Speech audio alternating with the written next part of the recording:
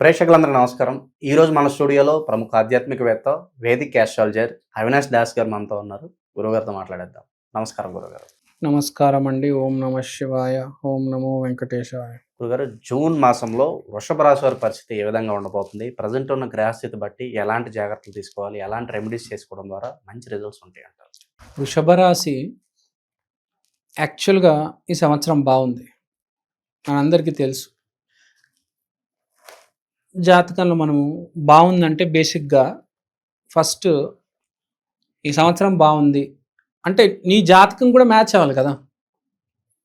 ఇప్పుడు 4 గ్రహాలు మారాయి, రాహు, కేతు, గురువు, శని.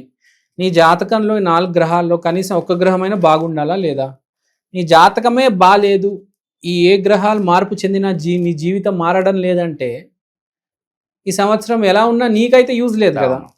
కనీసం ఒక్క గ్రహం బాగున్నా, ఫర్ ఎగ్జాంపుల్ నీకు రాహు బాగుంది, రాహు బాగుంటే చాలు. ఒక్క గ్రహం బాగుంటే జీవితం మార్చేస్తుంది. నీకు ఒక గిఫ్ట్ ఇచ్చేసి వెళ్తుంది ఈ సంవత్సరం రాహు. పోని కేతువు, పోని శని, పోని గురువు. ఏ గ్రహం బాగాలేదు, ఈ 4 గ్రహాల్లో ఏ గ్రహం బాగాలేదు, నీకు యూజ్ ఏంటి? ఎన్ని గ్రహాలు మారినా కదా, అది తెలుసుకోవాలి.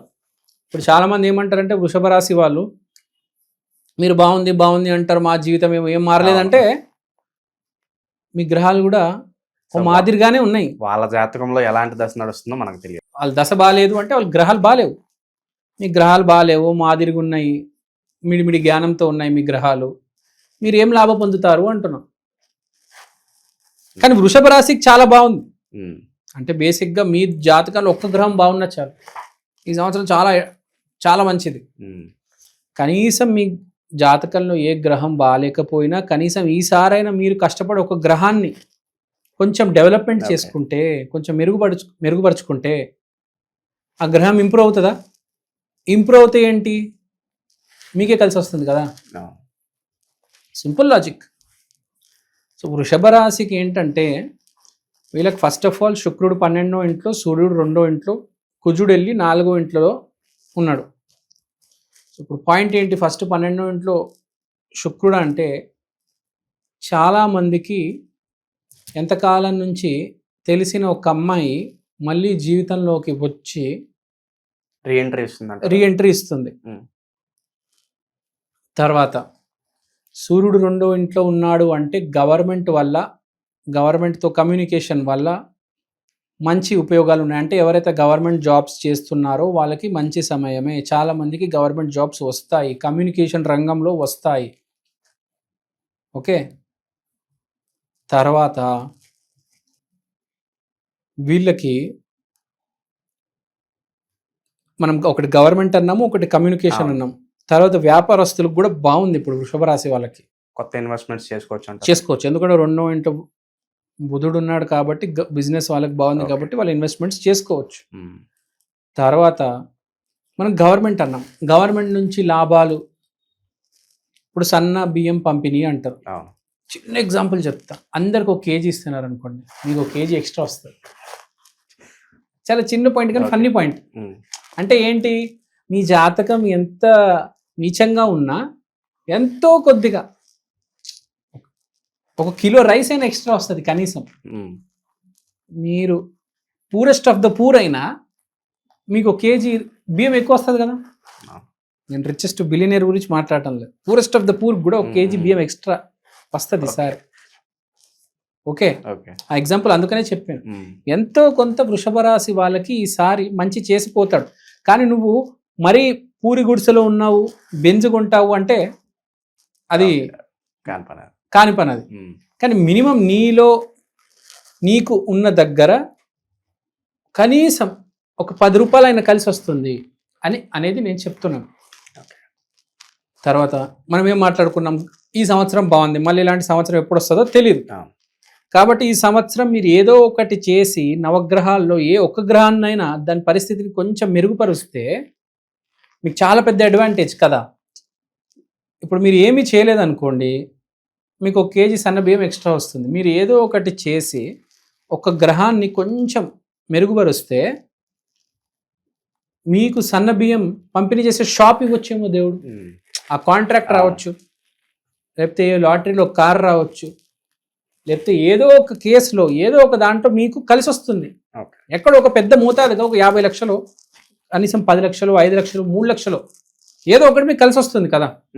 సో ఈసారి వృషభ రాశి వాళ్ళు ఏదో ఒకటి చేసి మీ గ్రహ పరిస్థితి మార్చుకుంటే బెటర్. ఓకే గురుగారు, లాస్ట్ టైం మనం ఓవరాల్ ఇయర్ అంతా బాగానే ఉందని మాట్లాడుకున్నాము. ఎస్పెషల్లీ జూన్ మాసంలో పర్టికులర్గా ఏమన్నా గ్రహాల మార్పు కారణంగా ఏదైనా నెగిటివ్ రిజల్ట్స్ ఏమైనా ఉన్నాయా వాళ్ళకి? ఇప్పుడు ఒకటి చెప్తానండి, మార్స్ 4th హౌస్లో ఉన్నాడు కాబట్టి ఇంట్లో కొంచెం డొమెస్టిక్ వైలెన్స్ ఉండొచ్చు. ఓకే, అలా అని చెప్పి డైరెక్ట్ 4th హౌస్లో లేడు, వేరే రాశిలో ఉన్నాడు, 4వ రాశిలో లేడు. ఎందుకంటే వృషభ రాశి వాళ్ళకి 4వ ఇంట్లో 5వ రాశి పడుతుంది. సో డొమెస్టిక్ వైలెన్స్ కొంత వరకు ఇంట్లో ఉంటుంది. ఇంట్రెస్టింగ్ విషయం ఏంటంటే 10వ ఇంట్లో వీళ్ళకి రాహు ఉన్నాడు కాబట్టి ఈసారి ఈ సంవత్సరం ఎదగడానికి విపరీతంగా ప్రయత్నిస్తారు, కింద మీద పడతారు. ఏది దేనికైనా రెడీ అండి వీళ్ళు.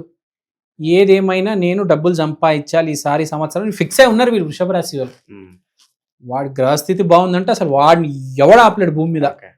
వాడి గ్రహస్థితి బాగాలేకపోయినా కూడా వీడు ప్రయత్నం అయితే చేస్తాడు. మనం ఏం మాట్లాడడం, ప్రయత్నం చేసే వాడికి, సంకల్ప బలం ఉన్న వాడికి గ్రహాలన్నీ తల వంచుతాయి. కాబట్టి వృషభ రాశి వాడికి ఏదో రకంగా ఈ సంవత్సరం ఏదో ఒకటి సాధిస్తాడండి. ఎవడైనా కావచ్చండి, ప్రయత్నం అయితే చేయబోతున్నాడు. అది కూడా మామూలు ప్రయత్నం కాదు, సాయి శక్తులు, దేవుణ్ణి నమ్మి. మన RRR సినిమా చూసారా మీరు? ఒకరికొకరు ఎలా హెల్ప్ చేసుకుంటారు మీకు తెలుసు కదా. ప్రయత్నం, ఒక సహాయం కూడా కోరుకుంటారు వీళ్ళు. దేవుడా, నేను రాముడు లాంటి వాడిని అయితే నాకు ఒక ఆంజనేయ స్వామి కావాలి. ఇప్పుడు రాముడు కూడా ఆంజనేయ స్వామి సహాయంతోనే కదా సీతను తెచ్చుకున్నది మళ్ళీ వెనక్కి. సో ఒక సహాయం కోరుకుంటారు ఫస్ట్ వీళ్ళు. వృషభ రాశి వాళ్ళు రాముడితో పోల్చాను చూసారా. రాముడు ఎన్ని ప్రయత్నాలు చేశాడు, ఎంత సంకల్పం ఆ మనిషికి ఉంది. ఆ మనిషి, రాముడు అనే మనిషి ఇప్పుడు దేవుడు, ఒకప్పుడు మనిషి. కాన్ఫిడెన్స్ మొత్తం కోల్పోతే జాంబవంతుడు అన్నాడు, నువ్వు కాన్ఫిడెన్స్ కోల్పోకు, నీకు ఎంత స్టామినా, నీకు ఎంత పొటెన్షియల్ ఉందో నీకు తెలియదు, అసలు నువ్వు ఎవడో నీకు తెలియదు, అసలు you don't know who you are. తెలియదు అతనికి నిజంగా అతను విష్ణుమూర్తి అవతారం అని. జాంబవంతుడు చెప్తే అప్పుడు అతను గ్రహించి ఆంజనేయ స్వామి సహాయంతో ఎంత పెద్ద కార్యం చేశారు కదా. ఒక పెద్ద రాక్షసుడిని చంపేశారు, చెప్తే వాడు ఎన్ని అనర్థాలు చేసేవాడు. సో మానవ ప్రయత్నం కాదు, రాక్షస ప్రయత్నం చేస్తారు వీళ్ళు. రాక్షస ప్రయత్నం అంటే మామూలు ప్రయత్నం కాదు. ఏదేమైనా చేసి వీళ్ళు డబ్బులు సంపాదిస్తారండి. They are going to fight hell and heaven to earn money.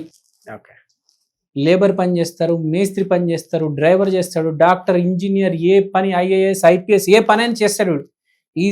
ఈ సంవత్సరం వీడు డబ్బు సంపాదిస్తాడు కంపల్సరీ. వీడిని ఎవడు ఆపలేడు, అంత ధైర్యం ఎవడికి లేడు, వీడికి ఎదురు ఎవడు పోలేడు. కాబట్టి భయపడొద్దు, ఏది జరుగుతుందో అది యాక్సెప్ట్ చేయండి అంట. మీ ప్రయత్నం మీరు చేయండి, స్టార్టింగ్ లోనే చెప్పాను నేను. ఆ ప్రయత్నానికి తగ్గ రిజల్ట్స్ అయితే 100% ఉంటాయి అంటారు. ఇన్ కేస్ యోగం ఉంటే, జాతకం బాగుంటే. అదే నేను మళ్ళీ అదే చెప్తున్నా, రిజల్ట్ గురించి మాట్లాడొద్దండి. Don't talk about result. ప్రసాద బుద్ధి అంటే ఏంటి, ఏదొచ్చినా దేవుడు ప్రసాదంగా యాక్సెప్ట్ చేసి హ్యాపీగా ఉండడం. మీకు వచ్చే రిజల్ట్ మాత్రం మంచి రిజల్టే వస్తుందని చెప్తున్నా. మీ గ్రహాలు బాగాలేకపోయినా మీరు గనక సంకల్ప బలంతో ప్రయత్నం చేస్తే తూచా తప్పకుండా గ్రహాలు కూడా తల వంచి మీకు మంచి రిజల్ట్ ఇస్తాయి. అందుకనే చెప్పారు ఈ సంవత్సరం వృషభ రాశి బాగుందని. మీకు బాగుంది, మీరు ఆలోచించొద్దు, ముందుకు వెళ్ళిపోండి. ఓకే గురుగారు, ప్రజెంట్ ఉన్న గ్రహస్థితి బట్టి చాలా మంచి ఫలితాలు ఉన్నాయి. ఏ పని మొదలుపెట్టినా కూడా మంచి పాజిటివిటీతో ముందుకు వెళ్ళాలంటే వీళ్ళకి ఎలాంటి రెమెడీస్ అవసరం అంటారు? ఒకటే చెప్తాను, సంకల్ప బలం కావాలి కాబట్టి సంకల్పం అంటే కార్తికేయ స్వామి. కార్తికేయ స్వామి కాలు గట్టిగా పట్టుకోండి చాలు. సంకల్పం అంటే అతనే గుర్తుకొస్తారు. అతని కాలు పట్టుకోవండి, అతను చూసుకుంటారు. మీరు కూడా ఎక్కడ తగ్గొద్దు, ఎదురు తిరగండి అంతే సిచ్యువేషన్కి. ఇంకోటి భయపడి డిప్రెషన్ తెచ్చుకొని ఇంట్లో ఖాళీకి కూర్చోద్దు. మీ వల్ల ఏం కాకపోతే ఒకటి గుర్తుపెట్టుకోండి, ఆంజనేయ స్వామిని ఆరాధించండి. దేవుడా నాకు మీ సాయం కావాలి, మీ మనిషిని పంపించండి అని చెప్పండి. మీరు రాముడు అయితే మీకు ఆంజనేయుడు వస్తాడు. మీరు ఓడిపోయారంటే ఆ సిచ్యువేషన్ చెప్తుంది, మీరు దాటేస్తారు, మీకు ఆటోమేటిక్గా ఆంజనేయ స్వామి గెలుస్తారు. కానీ ఒకవేళ మీరు అన్ని హోప్స్ వదులుకున్నారు అంటే అప్పుడు నేను చెప్పింది చేయండి. అడగండి ఆంజనేయ స్వామిని మీ మనిషిని పంపించమని. Okay, no need to worry, extreme confidence. So వృషభ రాశి వారికి మంచి గుడ్ న్యూస్ల మీద గుడ్ న్యూస్లు చెప్పారు. హోప్ఫుల్లీ ఇయర్ అంతా వాళ్ళకి బాగా కలిసి రావాలి మనస్ఫూర్తి కోరుకున్న గురుగారు. ధన్యవాదాలు. ధన్యవాదాలు.